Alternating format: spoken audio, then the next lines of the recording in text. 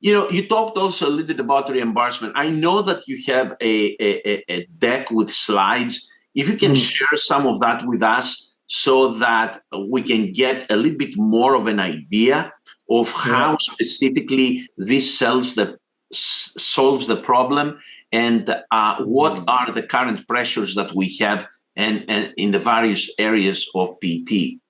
Yeah, I mean, I can go through as much or as little as you guys want here, but I created this little webinar here looks at profit margins, what we've seen in profit margins and why, how inflation affects us as practice owners, the concept of right now owners are working harder and harder for less and less.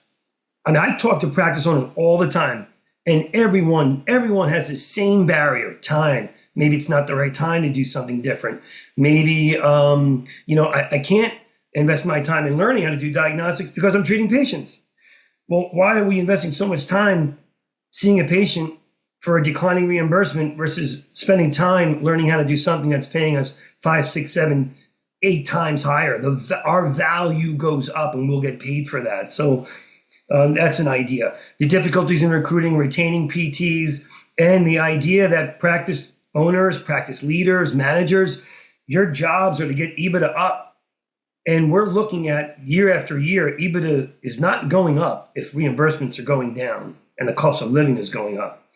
So in terms of profit margin squeeze, this is a quick snapshot and shows the conversion factor from 2019 to 2024. From 2019 to 2024, we have a 10% decrease in the conversion factor. It makes no sense. As a practice owner, I would bang my head over a rock because it makes no sense. How could we be getting paid less than we did in 2019, and our cost of living and service and everything is so much higher now? Why is the value of what we're doing going down? It doesn't make sense, and it's something that we shouldn't stand for, because I believe in what we do as PTs. Just a quick graph here that shows in blue the conversion factor in 1998 was over $36. And in 2022, it was about $33. And in 2023 or 2024, it's now down to $32. This should be an alarming stat for people in practice, because the conversion factor, like we know that with the relative value unit, determines the fee schedule, and it's going down. And if you look at the conversion factor, if it was adjusted for inflation in orange, that should be going up. So things are going in the wrong direction. And we need to do something about it, because otherwise, the practice owner is chasing their tails, continuing to treat people for less money. It makes no sense. Dan, that's pretty interesting. The slide that you showed before that shows that the conversion factor should have been around $70 right now, which means that kind of the reimbursement, the average reimbursement for a Medicare patient should have been around $200 a visit or more versus to what it is right now. Yeah, our Medicare reimbursement in the mid-2000s, I'm sure people on this call, we're getting $110, $120 in South Florida. Now we get, at best, if we do 3.6 units, $78, $80.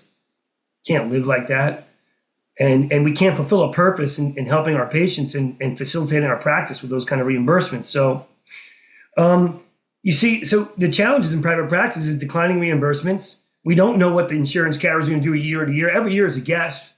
I didn't think the 15% cut on assistance would come in. It did. Multiple payment procedure, sequestration. It keeps crushing us. So we have an uncertainty in our reimbursements. We have an uncertainty in what our profits are going to look like. And we can't afford the high salaries that PTs require and competing with other settings, in terms of hiring therapists.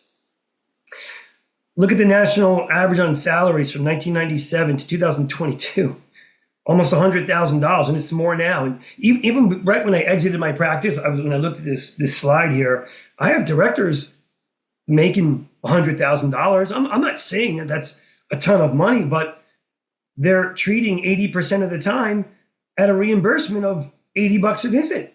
We can't keep the lights on like that. Our profit margins are now sub 10%. It's not a sustainable model. again, just, showing the PPS, APTA data that just shows the declining profit margins. The new norm in profit margins is probably 10%. I mean, in this study here, the percent of net income averaged about 8%.